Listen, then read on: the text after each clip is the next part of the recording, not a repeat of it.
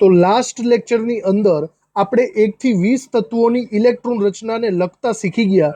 તમે તેની પ્રેક્ટિસ બરાબર રીતે કરેલી હશે તો તમને આવડી જશે. આપણી વાત ત્યાં અટકી હતી કે આ લાંબી લાંબી ઇલેક્ટ્રોન રચનાની જગ્યાએ તમે શોર્ટકટમાં લખી શકો છો કે નહીં? તો જવાબ છે હા. તમે આ લાંબી ઇલેક્ટ્રોન રચનાની જગ્યાએ ટૂંકમાં પણ લખી શકો છો, પણ એની એક શરત છે. ટૂંકી ઇલેક્ટ્રોન રચનાની શરત એ છે કે તમારે ઉમદા વાયુઓ જે છે ને, ઉમદા વાયુઓ એને તમારે કાઉન્સમાં દર્શાવવા પડે. હવે ઉમદા વાયુઓ કેવી રીતે પકડાય બરાબર જોજો. આપણી જે ફર્સ્ટ કક્ષા છે ને n બરાબર 1, એમાં 2 ઇલેક્ટ્રોન મેક્સિમમ સમાય. જ્યારે તે સંપૂર્ણ ભરાઈ ગયેલી હોય ને ત્યારે ઉમદા વાયુ આવેલો હોય, એવું આપણે સમજી શકીએ. હું આ બધી વસ્તુ લખાવતો જાઉં છું જેથી તમને યાદ રહે. આપણે એવું લખીએ, ટૂંકી ઇલેક્ટ્રોન રચના લખવા માટે ઉમદા વાયુઓને, હવે ઉમદા વાયુઓ તરીકે કોણ હોય? હિલિયમ, નિયોન, આર્ગોન, ક્રિપ્ટોન, એ બધા જે વાયુઓ છે, ઉમદા વાયુઓ, તેને કાઉન્સમાં લખવામાં આવે છે. લખવામાં આવે છે. બરાબર. હવે આ તમારે સમૂહ નંબર 18ના તત્વોને યાદ રાખવા હોય, બરાબર જોજો. હું અહીંયા લખું છું, ઉમદા વાયુઓ ને જો તમારે યાદ રાખવા હોય તો એની એક ચાવી છે. એની ચાવી જોજો આવી થાય છે: હીના, નીના ઓર કરીના. આવડી જાય એવી ચાવી છે. હીના, નીના ઓર કરીના ઝેરોક્સ કરે રીના. બરાબર. આ ઉમદા વાયુઓની ચાવી છે. તો બરાબર જુઓ, હીના ઉપરથી આપણે લખી શકીએ He, જે હિલિયમ થશે. નીના ઉપરથી નિયોન ઓર એટલે Ar, આર્ગોન થશે. કરીના ઉપરથી Kr, ક્રિપ્ટોન થશે. ઝેરોક્સ, જુઓ ઝેરોક્સના પહેલા 2 શબ્દો લઈ લો, Xe, આ ઝેનોન થશે. અને રીના એટલે કે Rn, રેડોન થશે. ઓકે, આ થશે ઉમદા વાયુઓ. હવે ઉમદા વાયુઓ ઓળખાય કઈ રીતે? સાંભળજો. તમને ખબર કેવી રીતે પડશે કે આ બધી લાંબી લાંબી ઇલેક્ટ્રોન રચનાની અંદર ઉમદા વાયુ કેટલો છે એ ખબર કઈ રીતે પડે? તો તમારે શું કરવાનું, જે આખી કક્ષા ભરાઈ જતી હોય ને એટલા ઇલેક્ટ્રોનને સમજવાના. તમે વિચારો, n બરાબર 1, બરાબર ધ્યાનથી જોજો, n બરાબર 1 માં ઇલેક્ટ્રોન કેટલા સમાય? આપણી પાસે સૂત્ર હતું, યાદ કરો. કોઈ પણ કક્ષાની વાત કરું તો એમાં ઇલેક્ટ્રોનની સંખ્યા 2n² જેટલી થાય. યાદ આવ્યું? તો હું n બરાબર 1 લઉં ને તો એમાં મેક્સિમમ કેટલા ઇલેક્ટ્રોન સમાય? 2 ગુણ્યા 1 નો વર્ગ, એટલે 2 જ ઇલેક્ટ્રોન સમાય. તો જ્યાં 2 ઇલેક્ટ્રોન થતા હોય ને, બરાબર, ત્યાં એક ઉમદા વાયુ આવેલો હોય. મતલબ જે હિલિયમ છે ને, હિલિયમ, એની ઇલેક્ટ્રોન રચનામાં પહેલી કક્ષા સંપૂર્ણ ભરાયેલી હશે, 1s2. તો જ્યાં જ્યાં તમને 1s2 દેખાય ને, જ્યાં જ્યાં 1s2, એની જગ્યાએ તમે કાઉન્સમાં હિલિયમ લખી શકો છો. સમજ પડી? જ્યાં જ્યાં 1s2 દેખાય ત્યાં કાઉન્સમાં હિલિયમ લખી શકાય. પછી વિચારો, n બરાબર 2, n બરાબર 2 માં 2n² લાગુ પાડો તો 2 ગુણ્યા 2 નો વર્ગ, 2 નો વર્ગ 4, 4 ગુણ્યા 2 એટલે કે 8 ઇલેક્ટ્રોન. તો 8 ઇલેક્ટ્રોન જ્યાં હશે ને અહીંયા બીજી કક્ષા પૂરી થઈ જશે. ઓકે, જોજો કંઈક આવું થશે. 1s2, 2s2, 2p6 થઈ ગયું આવી રીતના. તો આ જે 8 ઇલેક્ટ્રોન છે ત્યાં હું નિયોન લખી શકું. બરાબર. જો હવે 1s2, 2s2, 2p6 ને મારે બરાબર લખવું હોય ને તો જુઓ અહીંયા કોણ છે? અહીંયા 1s2 છે કે નહીં? તો એ 1s2 ની જગ્યાએ હું હિલિયમ લખી શકું. સમજાય છે? તો જો આ ઇલેક્ટ્રોન રચનાને હું આવી રીતે લખી શકું, હિલિયમનો મતલબ 1s2 થઈ ગયો, પછી લખવાનું 2s2, 2p6. આ એની ઇલેક્ટ્રોન રચના થઈ ગઈ. કાં તો તમે આખે આખી ન લખવા માંગતા હોય ને તો આખે આખાને તમે નિયોન વડે દર્શાવી દેવાનું. સંપૂર્ણ કક્ષા ફૂલ જ છે. n બરાબર 3 ની વાત કરો, n બરાબર 2 માં પછી હજી આગળ ઇલેક્ટ્રોન્સ આવશે તો બરાબર વિચારો, આર્ગોનની અંદર 18 ઇલેક્ટ્રોન સમાઈ શકે છે, બરાબર. તો જોજો આમાં પાછો 2n² નો રૂલ લાગુ નહીં પડે. તો તમારે એક રીતના છે ને ઇલેક્ટ્રોનના શું કહેવાય, તમારે યાદ રાખવા હોય તો રાખી લેવાના. તો હિલિયમનો નંબર 2 થાય, નિયોનનો 10 થાય, આર્ગોનનો 18 થાય. 2, 10, 18 પછી આવે છે 34, સોરી 34 નહીં પણ 36 આવે છે, પછી આવે છે 54 અને પછી આવે છે 86, બરાબર. તો આવી રીતે જ્યાં જ્યાં તમને આ વસ્તુ દેખાય ને ત્યાં કાઉન્સ લખી શકાય. જો આ વસ્તુ અત્યારે તમને થોડીક કોમ્પ્લિકેટ લાગશે પણ આપણે એને બરાબર શીખવાની જ છે. હમણાં આપણે જો બરાબર ટપ્પો પડી જ જશે તમને. જુઓ પહેલેથી ચાલુ કરો. હાઇડ્રોજનની ઇલેક્ટ્રોન રચના 1s1, એને શોર્ટ કરવાની કોઈ જરૂર જ નથી. હિલિયમ 2s2, એને પણ શોર્ટ કરવાની જરૂર નથી. હવે જુઓ લિથિયમ, તો આની અંદર 2 કક્ષા છે, બરાબર. જોજો પહેલી પણ છે, બીજી પણ છે, દેખાય છે. હવે આમાં બાહ્યતમ કક્ષા કઈ કહેવાય બોલો? બાહ્યતમ કક્ષા બીજી કહેવાય અને અંદરની કોણ કહેવાય? એક. બાહ્યતમ કક્ષામાં ઇલેક્ટ્રોન તો જ ગયા હોય જો અંદરની ફૂલ થઈ ગઈ હોય તો, બાકી તો જાય જ નહીં ને, સીધી વાત છે. ખબર પડી તમને? તો અંદરની કક્ષા જ્યારે ફૂલ હોય ને ત્યારે એને કાઉન્સમાં દર્શાવી દેવાની. જોજો આને હું આવી રીતે લખી શકું છું. લિથિયમ 3ની ઇલેક્ટ્રોન રચનાને આવી રીતે લખી શકું છું, હિલિયમ 2s1 શોર્ટમાં. આ 1s2 ની જગ્યાએ મેં શું કરી નાખ્યું? હિલિયમ કરી નાખ્યું. પણ બાહ્યતમ કક્ષા જે અધૂરી છે એને તો એમને એમ જ રાખવી પડશે. ખબર પડી? આવી રીતે થાય.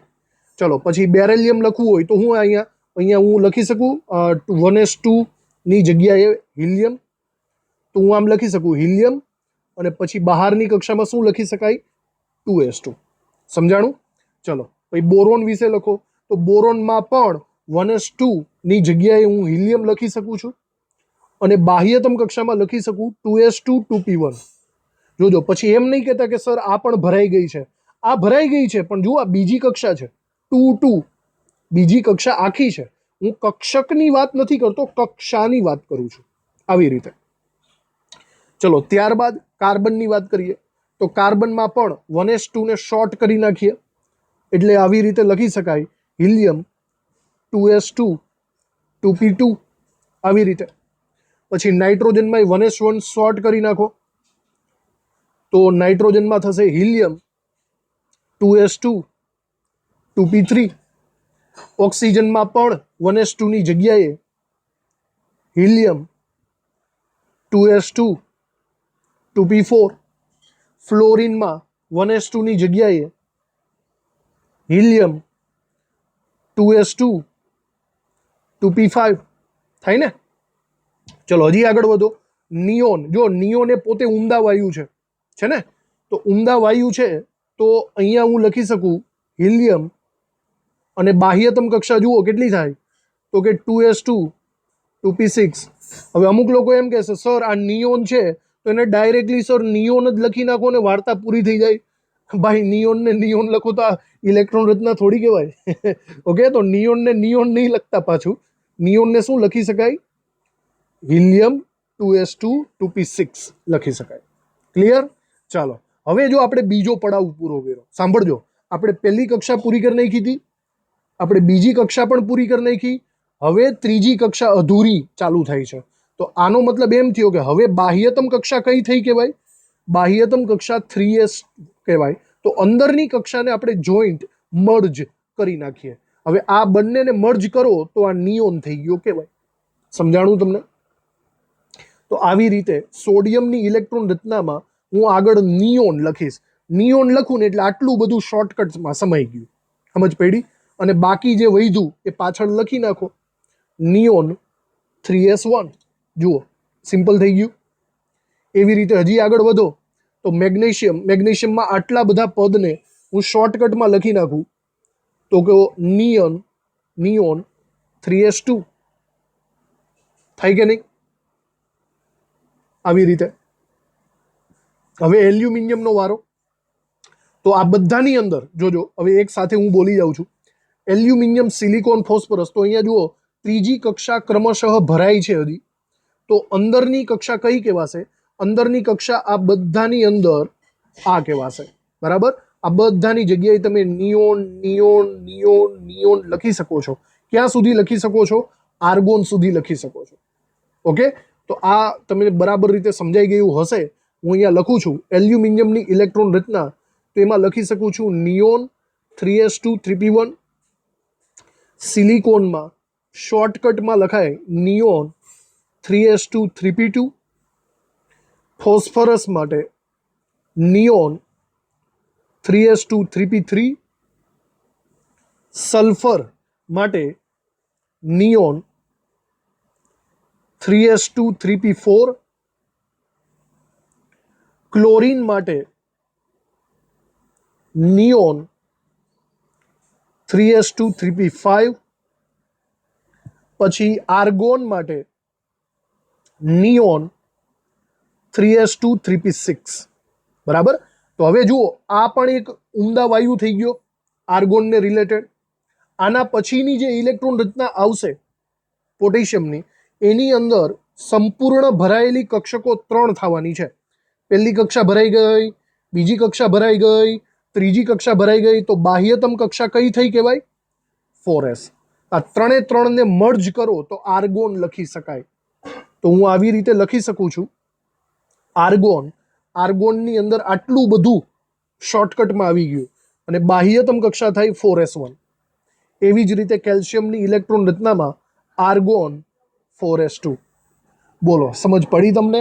આ બહુ મસ્ત રીતે આપણે શોર્ટકટ ઇલેક્ટ્રોન રચનાને સમજી લીધી અને આ લખી નાખી. ક્લિયર? આમાં હાઇડ્રોજન હિલિયમમાં શોર્ટકટ ઇલેક્ટ્રોન રચના લખવાનું નથી, એમાં આવતી પણ નથી. તો આવી રીતે આપણે 1 થી 20 તત્વોની ઇલેક્ટ્રોન રચનાને બરાબર રીતે સમજી લીધી. ઓકે, હવે આપણે વારો એવું કરીએ કે આપણે છે ને આયનોની ઇલેક્ટ્રોન રચનાને પણ લખી નાખીએ, એટલે સાથે સાથે કામ થતું જાય આપણું. આપણે લખીએ આયનોની ઇલેક્ટ્રોન રચના. ભાઈ, આયનો 2 પ્રકારના હોય, બરાબર જોજો, ધન આયન અને ઋણ આયન. તો ક્યારેક તમને આવા ઇલેક્ટ્રોન રચના ધન આયન અને ઋણ આયનને રિલેટેડ પણ પૂછી શકે. ફોર એક્ઝામ્પલ, તમને એવું પણ પૂછી શકે કે સોડિયમની ઇલેક્ટ્રોન રચના, ચલો એ તો આવડી જાય આપણને, પણ સોડિયમ પ્લસ એને પ્લસ આયનની ઇલેક્ટ્રોન રચના, તો એ આપણે શીખવી પડશે. ઓકે, તો જોજો બરાબર. ધન આયનનો મતલબ શું થાય? ધન આયનનો મતલબ એવો થશે કે ઇલેક્ટ્રોન એમાં ઓછા હોય. ઇલેક્ટ્રોન ઓછા હોય. કોઈ પણ ધન આયન તમે લઈ લો, બરાબર, એની અંદર જેટલો વીજભાર ધન આયનનો હોય ને એટલા ઇલેક્ટ્રોન ઓછા હોય. અહીંયા આપણે લખીએ દાખલા તરીકે Na+, તો Na+માં 1 ઇલેક્ટ્રોન ઓછો હોય, બરાબર, 1 ઇલેક્ટ્રોન ઓછો હોય તો જ એની ઉપર +1 વીજભાર આવે. દાખલા તરીકે કેલ્શિયમ +2, તો એમાં +2 વીજભાર દેખાય છે, એનો મતલબ એમાં 2 ઇલેક્ટ્રોન ઓછા હોય. સમજ પડી તમને? ઇલેક્ટ્રોન હંમેશા ધન આયનમાં ઓછા હોય છે. અને જ્યારે તમે આની ઇલેક્ટ્રોન રચના લખો ને ત્યારે તમારે ઇલેક્ટ્રોન ઓછા નાખવા પડશે. મતલબ સોડિયમમાં 11 ઇલેક્ટ્રોન હોય તો આ વખતે તમારે 11ની જગ્યાએ 1 ઓછો નાખવો પડશે ને. આ ઓછો થયેલો ઇલેક્ટ્રોન છે ને એ બાહ્યતમ કક્ષામાંથી ઓછો કરવાનો. એ ખાસ યાદ રાખજો, લખી નાખજો. બાહ્યતમ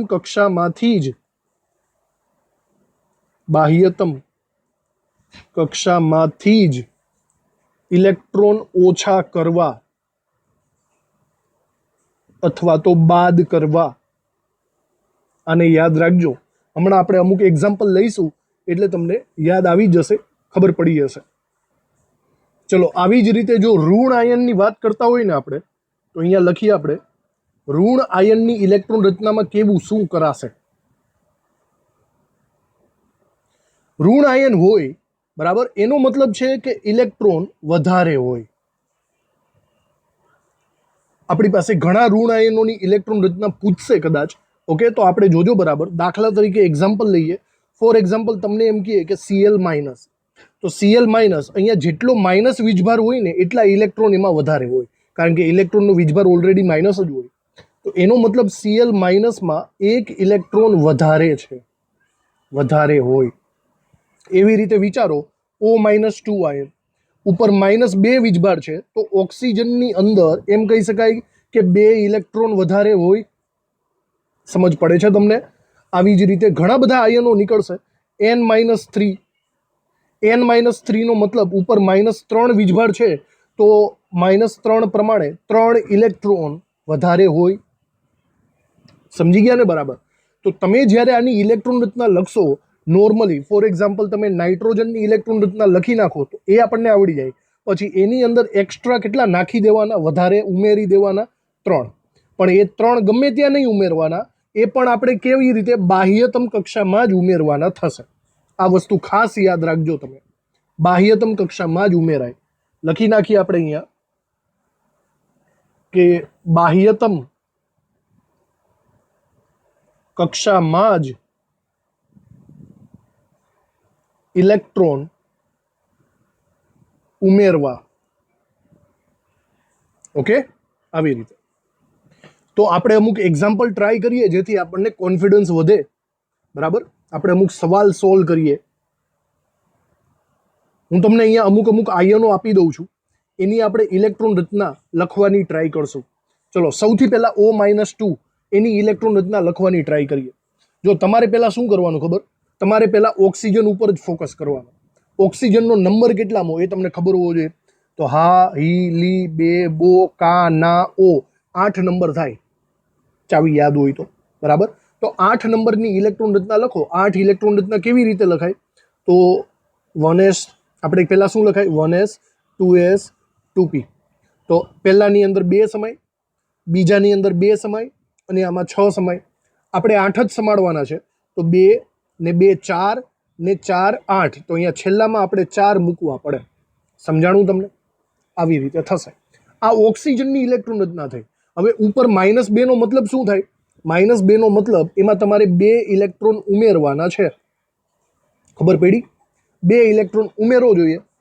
જો 2 ઇલેક્ટ્રોન ઉમેરશો તો અહીંયા 4 પાછા, જો ગમે અહીંયા નહીં ઉમેરવાના, જે બાહ્યતમ કક્ષા હોય અહીંયા જ ઉમેરવાના. તો 4 ની અંદર 2 ઉમેરો તો 4 + 2 6 થઈ જાય કે નહીં? અને આમ બી આમાં 6 જ સમય. તો 2p4 ની જગ્યાએ શું થઈ જશે? 2p6. સમજ પડી? આ થઈ ગઈ O-2 ની ઇલેક્ટ્રોન રચના. આને કદાચ શોર્ટકટમાં લખવું હોય તો આપણે આને શોર્ટકટ બનાવી શકીએ. બરાબર? તો હું આવી રીતે પણ લખી શકું, હિલિયમ 2s2 2p6. બોલો, સમજ પડી તમને? આવી રીતે થાય. ચલો, હજી એક ટ્રાય કરીએ આપણે. હજી એક કદાચ આપણે આવી રીતે ટ્રાય કરી શકીએ, એલ્યુમિનિયમ +2. ચલો, આવી રીતે ટ્રાય કરીએ, એલ્યુમિનિયમ +2. તો એના માટે સૌથી પહેલાં તમારે એલ્યુમિનિયમની ઇલેક્ટ્રોન રચના લખવી પડશે. એલ્યુમિનિયમનો નંબર 13 થાય, આ તમને ખબર હોવી જોઈએ. તો ચલો, 13 ની ઇલેક્ટ્રોન રચના લખો. 1s 2s 2p 3s 3p.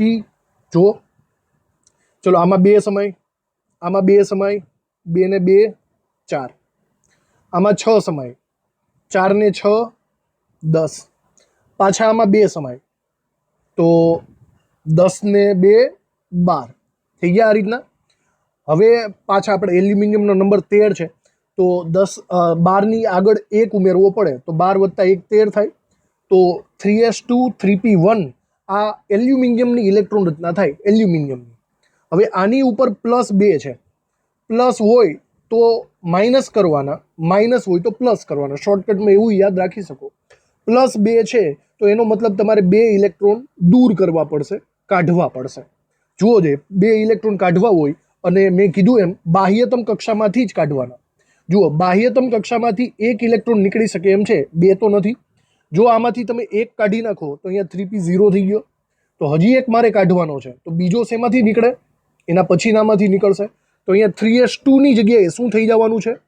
3s1.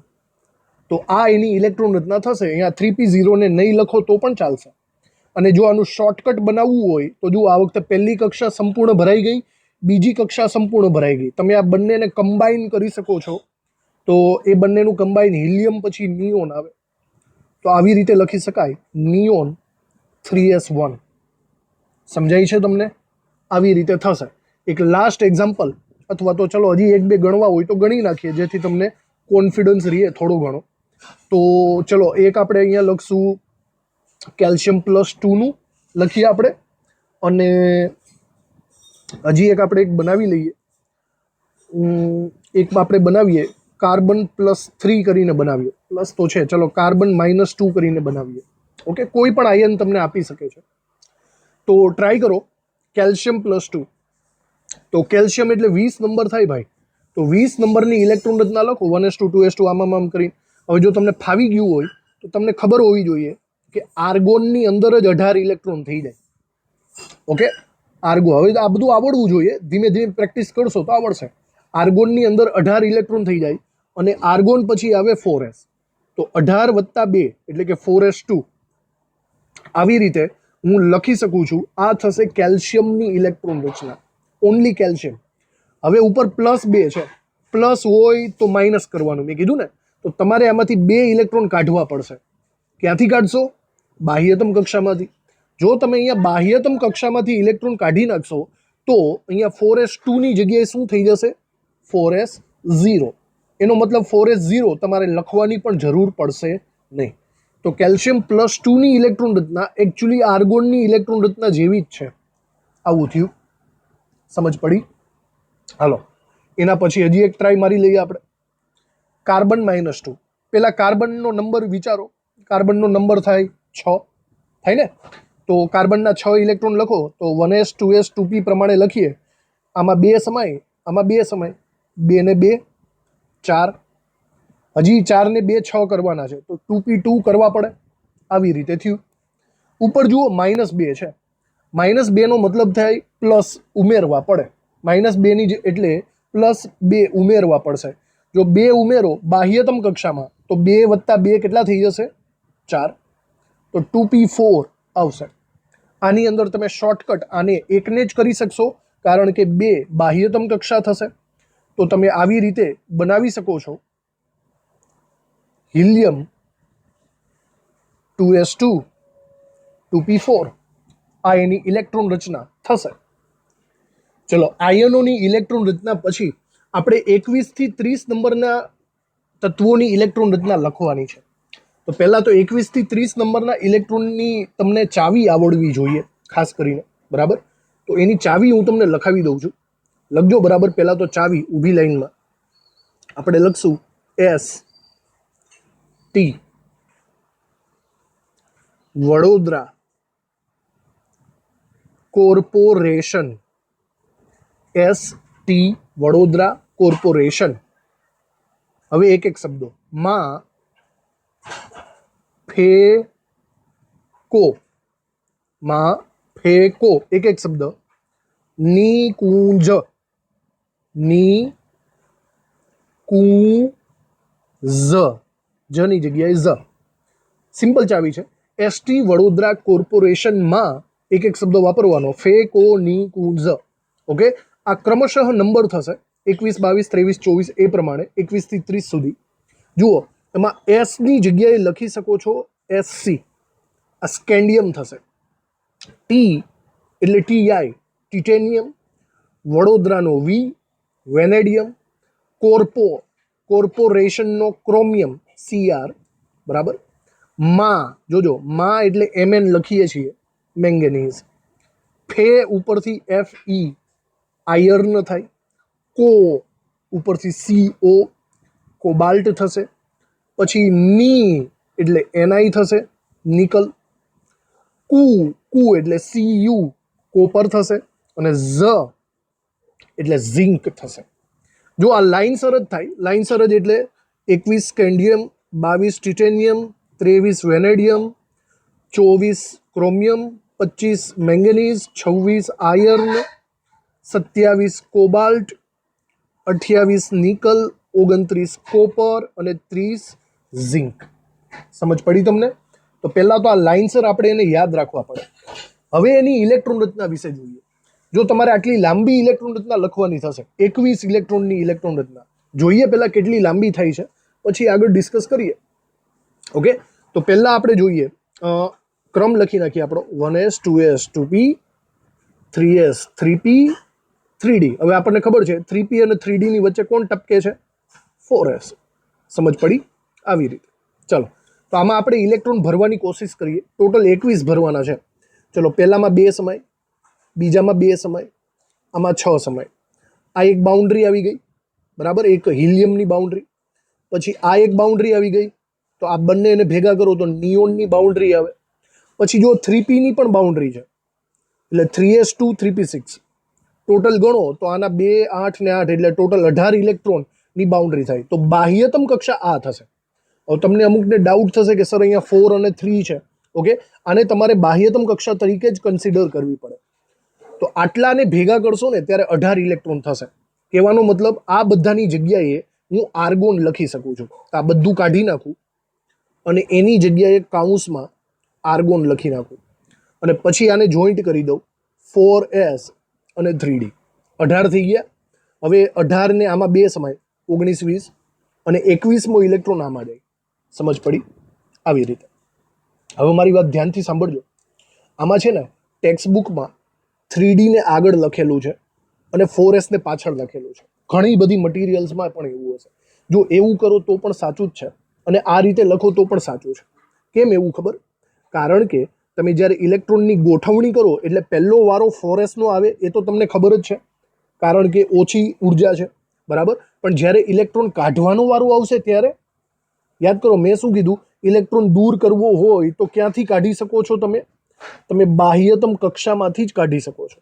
હવે તમે મને એમ કહો કે ત્રીજી કક્ષા બાહ્યતમ કહેવાય કે ચોથી કક્ષા બાહ્યતમ કહેવાય? તમે કોઈ પણ કેન્દ્રની આજુબાજુ કક્ષા દોરો તો 1 2 3 અને 4, તો બાહ્યતમ કક્ષા કઈ કહેવાય? ત્રીજી કે ચોથી? ઓબ્વિયસલી ચોથી જ કહેવાય. તો બહુ ઇન્ટરેસ્ટિંગ ટોપિક છે. જ્યારે ઇલેક્ટ્રોન ઉમેરાય ને ત્યારે પહેલા 4sમાં ઉમેરાય અને જ્યારે ઇલેક્ટ્રોન દૂર કરવાનું હોય ને ત્યારે પણ 4sમાંથી જ દૂર થાય, 3dમાંથી દૂર નહીં થાય. સમજો છો વાતને? આવી રીતે છે. જ્યારે ઇલેક્ટ્રોન ઉમેરવાની વાત હોય ત્યારે ઉર્જાનો કોન્સેપ્ટ વાપરવાનો અને ઇલેક્ટ્રોન દૂર કરવાની વાત હોય ત્યારે બાહ્યતમ કક્ષાનો કોન્સેપ્ટ વાપરવાનો. બંનેમાં 4s જ આવે. ધીમે ધીમે ખબર પડી હશે તમને. તો એનો મારો કહેવાનો મતલબ આમ લખો તો મને કંઈ પ્રોબ્લેમ નથી, બરાબર, પણ આવી રીતે લખશું આપણે 3d1 4s2. આનો મતલબ આના 18 ઇલેક્ટ્રોન થઈ ગયા બાદ 19 20 આમાં ગયા અને પછી 21મો અંદર આવ્યો. એવી રીતે આપણે સમજી શકીએ, કારણ કે ઇલેક્ટ્રોન કાઢવો હોય ને ત્યારે અહીંથી કાઢવામાં સરળતા આવે. સમજાણું તમને? આવી રીતે. તો તમારે કદાચ 4s2 આગળ લખવું હોય તો પણ મને કોઈ પ્રોબ્લેમ થવાનો નથી. આપણે આગળ જ લખીએ. ચાલો, બંને સિમિલર છે એટલું મગજમાં રાખજો. 4s2 3d1. ઓકે, આ 21 થઈ ગયા. હવે બોલો ડી કક્ષકમાં કેટલા ઇલેક્ટ્રોન સમાય? 10 ઇલેક્ટ્રોન સમાય. ઓકે, તો d1 d2 d3 d4 d5 6 7 8 9 10 સુધી જવા દેવાની કે નહીં ગાડી? ધબાધબ જેટલી. તો અંદરનું બધું એમને એમ જ રહેશે, આગળનું અહીંયા d2 d3 d5 એવું થતું રહેશે. તો ચલો, ટિટેનિયમ 22 એક ઇલેક્ટ્રોન વધારવાનો તો આર્ગોન 4s2 3d2 થઈ જાય. પછી વેનેડિયમ. ચલો, વેનેડિયમમાં શું થાય? તો કે આર્ગોન 4s2 3d3 થાય કે નહીં? ચલો, આ બી બરાબર છે. ક્રોમિયમમાં શું થાય? જોજો બરાબર. હવે માથાનો દુખાવો છે. ક્રોમિયમમાં શું થવું જોઈએ? 4s2 3d4 લાઇનસર જુઓ, 3d1 3d2 3d3 3d4 થવું જોઈએ ને. પણ એકચ્યુઅલી આ ઇલેક્ટ્રોન રચના ખોટી છે. બહુ પ્રોબ્લેમેટિકલ છે ભાઈ. આ મહાનુભાવ છે ને એ અપવાદ છે. અપવાદ ખબર પડે? અપવાદ એટલે નંગ માણસ કહેવાય. અપવાદ એટલે કંઈક નિયમનું ઉલ્લંઘન કરતો હોય, નંગ માણસ એવો કહેવાય. આ નંગ માણસ છે. કેવી રીતે નંગ માણસ છે? બરાબર રીતે જોજો. અહીંયા છે ને 3d4 એટલે શું થાય વિચારો. ડી કક્ષકમાં 5 ખોખા હોય, આપણે અગાઉ વાત કરી ને, 4 5. ઓકે, આની અંદર સૌથી પહેલા વિચારો 3d1 હોય એટલે એક ઇલેક્ટ્રોન આમાં હમાઈ જાય. પછી અહીંયા એક બીજો ઇલેક્ટ્રોન આવે, ત્રીજો ઇલેક્ટ્રોન આવે. તો અહીંયા ક્રોમિયમના ભાગમાં ચોથો ઇલેક્ટ્રોન આવવો જોઈએ કે નહીં? આવે છે. પણ છે ને આ લોકો જરાક ઉતાવળા થાય. ઉતાવળા શેના થાય ખબર? પોતાનું અડધું ઘર ભરવા માટે ઉતાવળા થાય. જો અહીંયા એક ઇલેક્ટ્રોન એક્સ્ટ્રા આવી જાય તો 3d5 થઈ જાય. આ રચનાને છે ને અર્ધપૂર્ણ રચના કહેવાય. શું કહેવાય? આગળના ચેપ્ટરમાં તમે ભણવાના જ છો. અર્ધપૂર્ણ રચના. અર્ધપૂર્ણ રચના છે ને એ અર્ધસ્થાયીતા દર્શાવે છે. અર્ધસ્થાયીતા. તો કોઈ પણ વસ્તુ સ્થાયી થવી હોય ને તો એ થોડીક ઉતાવળી બને. ક્રોમિયમ પાસે એક ઇલેક્ટ્રોન એકચ્યુઅલી ઘટે છે અહીંયા ઇલેક્ટ્રોન નાખવા માટે, તો એ શું કરશે, એક ઇલેક્ટ્રોન આમ તેમ ફાફા મારતો હશે કે ભાઈ ક્યાંકથી એક ઇલેક્ટ્રોન મળી જાય ને તો હું અડધો સ્થાયી થઈ જાઉં, મારું અડધું સપનું પૂરું થઈ જાય, મારું અડધું ઘર ભરાઈ જાય. સમજાય છે? એને એક જ ઇલેક્ટ્રોન ઘટે છે, તો એ શું કરતો હશે, આજુબાજુ ફાફા મારતો હશે. પછી શું વિચારે, એટલે ભાઈ આજુબાજુ ફાફા મારવા કરતાં મારા ઘરમાં જ છે એ ઉઠાવી લઉં. તો જુઓ, એના ઘરની અંદર જ ફોરેસ્ટ પડ્યો છે કે નહીં, તો આ શું કરશે, ઘરમાં ને ઘરમાં ચોરી કરશે, ઘરમાં ને ઘરમાં પોતાનો એક ઇલેક્ટ્રોન ઉઠાવીને પોતે રાખી લેશે. જોજો બરાબર, આનો મતલબ આવો થશે, આ 4s2 હતો ને, આનો એક ઇલેક્ટ્રોન ખેંચી લેશે અને એ પોતે લઈ લેશે, અહીંયા 4ની જગ્યાએ 5 થઈ જશે. મતલબ આ ઇલેક્ટ્રોન ક્યાંથી આવ્યો છે, પોતાના જ ઘરમાંથી આવ્યો છે. તો આ એક ઇલેક્ટ્રોન રચના અપવાદવાળી કહેવાય. કેમ અપવાદવાળી તમે કયો છો, કેમ અપવાદવાળી? કારણ કે નિયમનું ઉલ્લંઘન થયું, આઉફબાઉનું. આઉફબાઉએ સ્પષ્ટ કીધું હતું કે ભાઈ જ્યાં સુધી નીચેની કક્ષા ન ભરાય ત્યાં સુધી ઉપરના માળે કોઈએ ચડવાનું નથી. તો 4s1 હજી એસ કક્ષક હજી ભરાણી નથી, તો આ બધા કેમ ઉપરના માળે ચડી ગયા? અપવાદ થયો કે નહીં? સમજાણું? તો આ નંગ માણસ છે, અપવાદ માણસ છે. ઓકે, અને બરાબર રીતે સ્ટાર કરીને યાદ રાખજો, ક્રોમિયમ અને એની ઇલેક્ટ્રોન રચના અર્ધસ્થાયી કહેવાય, 4s1 3d5. સમજાઈ ગયું તમને? આ લોજિકની અંદર પૂરેપૂરું આ લખી નાખજો, જ્યાં લખવું હોય ત્યાં હાસિયામાં જેમ કરવું હોય એમ લખી નાખજો. ઓકે, ચાલો પછી મેંગેનીઝનો વારો આવે. આ કાઢી નાખું છું. મેંગેનીઝમાં 25 ઇલેક્ટ્રોન છે, તો ફરીથી નોર્મલી આપણે જોઈએ તો આર્ગોન, પછી આવે 4s2 18 ને 2 20, અને પછી આવે 5 25. જો આ તો પોતે અર્ધસ્થાયી થઈ ગયો, એને કોઈની પાસે લૂંટવા જવાની જરૂર નથી. ચાલો પછી હવે આને ક્રમશઃ વધારતા જઈએ. 26ની અંદર આર્ગોન 4s2 અને આમાં એક ઉમેરો તો 3d6. કોબાલ્ટની અંદર આર્ગોન 4s2 3d6ની જગ્યાએ શું થાય, 3d7 થઈ જશે. ઓકે, ચલો નિકલમાં 28 છે, તો આર્ગોન 4s2 3d8. ચલો પછી કોપરમાં 29 છે, તો અહીંયા લખી શકાય આર્ગોન 4s2 3d9 લખી શકાય, પણ આ પણ ખોટો પડશે. લો ભાઈ, આ આપણો નંગ નંબર 2. આ ભાઈ બીજો અપવાદ. કેમ?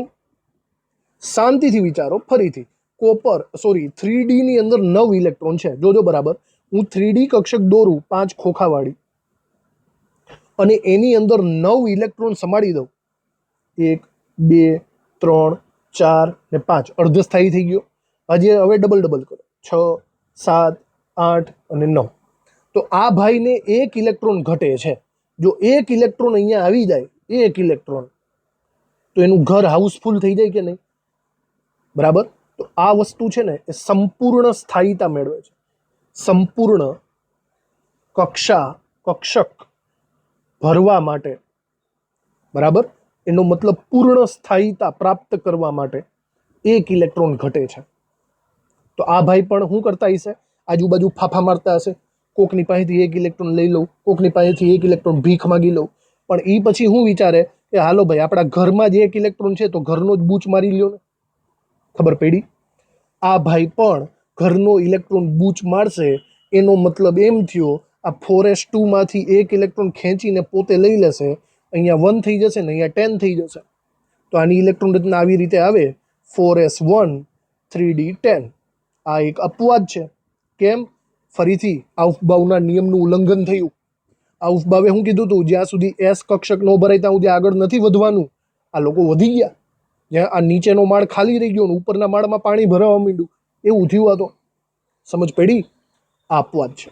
તો આ 2 અપવાદ છે, બરાબર યાદ રાખજો, 2 અપવાદ. ઓકે, આ ક્રોમિયમનો અપવાદ અને કોપરનો અપવાદ. આને બરાબર રીતે તમારે યાદ રાખવાના છે. ઓકે, હજી આપણે વાત કરીએ છેલ્લી ઝેડએનની. તો ઝેડએનમાં 30 ઇલેક્ટ્રોન હોય, આર્ગોનના 18, પછી આવે 4s2 18 ને 2 20, 20 ને 10 30. જો આ સંપૂર્ણ સ્થાયી જ છે, કોઈની પાસે ઇલેક્ટ્રોન માગવા જવાની જરૂર નહીં પડે. ક્લિયર? આ બધું હાસ્યમાં ક્યાંક લખી નાખજો બરાબર રીતે. ઓકે, ચાલો તો જુઓ, આવી રીતે આ બધાની આપણે 21 થી 30ની ઇલેક્ટ્રોન રચના લખી નાખી. એમાં આપણને 2 અપવાદ પણ મળી ગયા. અપવાદને આપણે યાદ રાખવા હોય તો થોડીક ટ્રીક છે, યાદ રાખી લેવાના, બરાબર. अपवादने याद राखजो क्रोकोथी। શું યાદ રાખવાનું? ક્રોકોથી યાદ રાખવાનું ક્રોમિયમ અપવાદ છે અને કોપર અપવાદ છે, આવી રીતે યાદ રાખવું. અને એની ઇલેક્ટ્રોન રચનાની ખાસ યાદ રાખવી. ઇલેક્ટ્રોન રચનામાં જો ક્રોમિયમની ઇલેક્ટ્રોન રચનામાં 51 યાદ રાખવાના અને ક્રોકો એટલે અહીંયા કોપર રાખવું પડશે, કોબાલ્ટ નહીં. ઓકે, કોબાલ્ટની ક્રોમિયમની ઇલેક્ટ્રોન રચનામાં 51 અને કોપરની ઇલેક્ટ્રોન રચનામાં 101 રાખવાનો. હવે જો 101 એટલે ઇન ધ સેન્સ આ 3D10 ને જો આપણે આગળ લખીએ ને તો એ થાય. 3D10 ને આગળ લખીએ અને 4s1 ને પાછળ લખીએ, આવી રીતે લખી શકાય ને. તો જો 10 ને 1 101 થઈ ગયો કે નહીં? 101 નો ચાંદલો છે એવું તમારે સમજી લેવાનું. લગ્નનો ચાંદલો મૂકી દીધો, કોપરમાં 101 નો અને આમાં ઊંધું બોલો તો કેટલો થાય? 51 નો ચાંદલો. શોર્ટકટ ટ્રીક છે, આગળ આવશે આ તમારે વારંવાર, તો આ યાદ રાખવું તમારે. ક્રોમિયમ અને કોપર 51 નો ચાંદલો ને 101 નો ચાંદલો અપવાદ છે ઇલેક્ટ્રોન રચનાની અંદર. લખી રાખજો ગમે ત્યાં.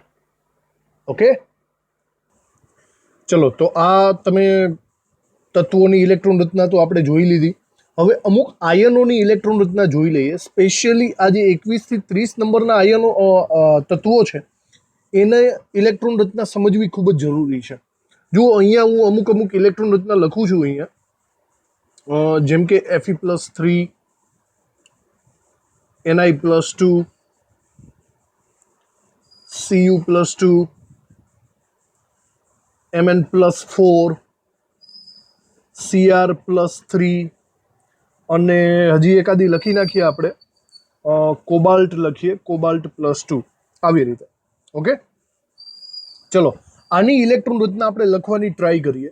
બરાબર યાદ રાખજો, આપણે એવી વાત થયેલી છે તો આવી આયનોની ઇલેક્ટ્રોન રચનાની જ્યારે વાત આવે ને ત્યારે પહેલાં તમારે તત્વની ઇલેક્ટ્રોન રચના લખવાની, પછી એમાં ઇલેક્ટ્રોન ઉમેરવા અથવા તો બાદ કરવા. જો આ બધાની અંદર પ્લસ વીજભાર આવેલો છે, પ્લસ વીજભાર છે તો ઇલેક્ટ્રોન કાઢવા પડશે.